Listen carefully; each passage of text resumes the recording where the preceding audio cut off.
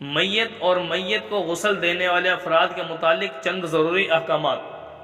جن کا سیکھنا، سمجھنا، عمل میں لانا بہت ہی زیادہ ضروری ہے۔ چند وہ احکامات آپ کے سامنے ذکر کیے جائیں گے جن کا عوام کو علم نہیں، اور لا علمی کی بنا پر عوام کوتاہی بہت کرتی ہے۔ تو میرے دوستوں، پہلا مسئلہ تو یہ ہے کہ میت کو غسل دینے والے افراد کے اندر کوئی جنبی آدمی نہ ہو، یعنی ایسا آدمی جس کے اوپر غسل فرض ہے، ٹھیک ہے، خود وہ حالت جنابت میں ہے تو میت کو غسل دیا جا رہا ہے تو اس غسل دینے والے افراد میں ایسا بندہ شامل نہ ہو۔ اسی طرح اگر کسی عورت کو غسل دیا جا رہا ہے اور وہ عورت جس کے اوپر غسل فرض ہے تو وہ بھی اس کے غسل میں شامل نہ ہو۔ اسی طرح عورت اپنے مخصوص ایام گزار رہی ہو، ان ایام مخصوصہ میں کسی عورت کا انتقال ہو جائے اور غسل دینے کی ضرورت پڑ جائے تو ایسی عورت کو ان کے غسل میں شامل ہونے کی اجازت نہیں ہے۔ فقہاء کرام نے اس کو مکروہ لکھا ہے۔ لیکن بعض دفعہ ایسا ہو جاتا ہے کہ غسل دینے والی خواتین میں وہی عورت جس نے غسل دینا ہے، طریقہ بھی اسی کو معلوم ہے، علم بھی اسی کو ہے، اور موجود عورتوں میں کوئی عورت ایسی نہیں جو غسل دینے کے لیے تیار ہو، تو ایسی صورت میں وہ عورت جو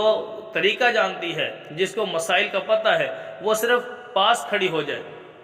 ٹھیک ہے، یعنی ایسی حالت میں ہے جو غسل نہیں دے سکتی تو ان کے پاس کھڑی ہو کر طریقہ ان کو بتاتی جائے، لیکن غسل میں شامل ہونے سے احتیاط کرے۔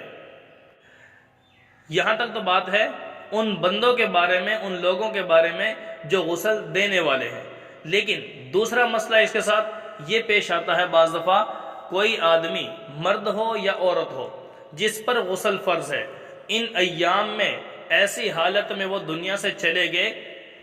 تو ان کے لیے یہ بہت اہم مسئلہ ہے، خاص طور پہ اس کو ذہن میں رکھیے۔ اگر کوئی آدمی یا کوئی عورت اس حالت میں دنیا سے رخصت ہو گیا کہ اس پر غسل فرض تھا، تو میرے دوستو جیسے زندہ آدمی پر غسل فرض ہو تو اس کے لیے جو طریقہ ہے غسل کرنے کا، ایسے ہی اگر کوئی میت دنیا سے غسل فرض ہونے کی حالت میں دنیا سے رخصت ہو گئے تو اس کے لیے بھی یہی طریقہ ہوگا۔ وہ طریقہ کیا ہے؟ جیسے زندہ آدمی پر جب غسل فرض ہوتا ہے تو اس کے لیے غسل کا جو شرعی طریقہ ہے اس کے مطابق غسل کرنا لازم ہے، یعنی ایک مرتبہ کم از کم کلی کرنا،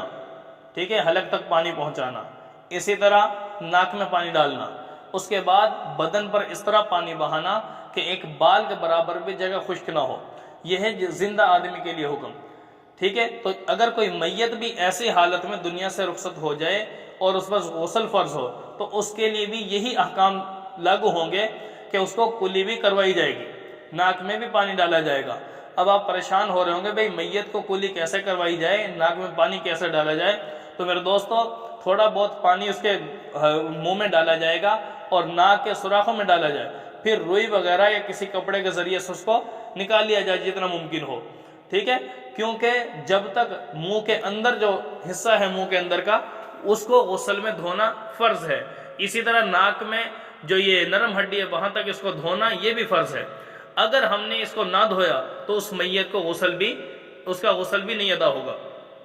ٹھیک ہے، جو شریعت کا حکم تھا تو غسل فرض اس کا نہیں اس کے ذمہ سے اترے گا، تو یہ ہم پر لازم ہے، تو لہٰذا غسل دینے کا جو طریقہ ہے وہ یہی ہے کہ جتنا ممکن ہو سکے کہ اس کو کلی بھی اس طرح کروائی جائے گی اور ناک میں بھی پانی ڈالا جائے گا، پھر اس کو روئی وغیرہ یا کسی کپڑے کے ذریعے نکال کر اس کے منہ پر روئی لگا دی جائے اور اسی طرح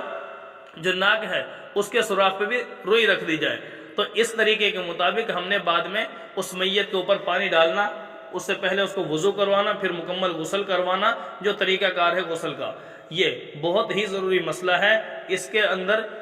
کوتاہی نہ کی جائے۔ جب بھی کبھی یہ صورت پیش آ جائے تو خاص طور پہ اس مسئلے پر توجہ دی جائے اور اس کے مطابق غسل دیا جائے۔ اسی طرح جب میت کو غسل دیا جاتا ہے تو میت کے جو سطر ہے، یعنی مرد کا ناف سے لے کر یہ گھٹنوں تک کا جو سطر ہے جسم کا حصہ، اس کے اوپر کپڑا ڈالا جاتا ہے۔ اس کو جیسے زندگی میں دیکھنا جائز نہیں، ایسے مرنے کے بعد بھی دیکھنا جائز نہیں۔ ظاہر جب غسل دیا جا رہا ہوتا ہے تو عام طور پہ سستی یا کوتاہی ہو جاتی ہے تھوڑی سی کہ کپڑا بدن کا جو سطر کا یہ حصہ ہے اس سے ہٹ گیا، تو دیکھنے والے افراد وہاں پہ پتہ نہیں کیا دیکھ رہے ہوتے ہیں۔ تو میرے دوستوں ایسے افراد کے لیے فضول میں وہاں پہ کھڑا ہونا ٹھیک نہیں ہے، اور جو غسل دینے والے ہیں ان کو بھی احتیاط کرنی چاہیے، اس کے ران پہ، اس کی ناف وغیرہ کے جو حصہ ہے نیچے، اس کی طرف نظر نہ جائے۔ ہاں میت کو استنجا کروانا ہے تو دستانہ ہاتھ پہ چڑھا لیا جائے، کسی کپڑے کے ذریعے سے ہم نے یہ کام کرنا ہے۔ لیکن عام طور پر جب پانی ڈالا جا رہا ہوتا ہے یا بار بار صابن لگانا یا کوئی اور معاملہ کیا جاتا ہے، میت کروٹ دی جاتی ہے، تو لا محالہ یہ صورت پیش آ جاتی ہے کہ میت کا جو مخصوص حصہ صدر کا ہے اس کے اوپر سے کپڑا ہٹ جاتا ہے۔ تو ہم نے کیا کرنا ہے، جہاں تک ممکن ہو سکے اپنی نظروں کی بھی حفاظت کرنی ہے، ٹھیک ہے۔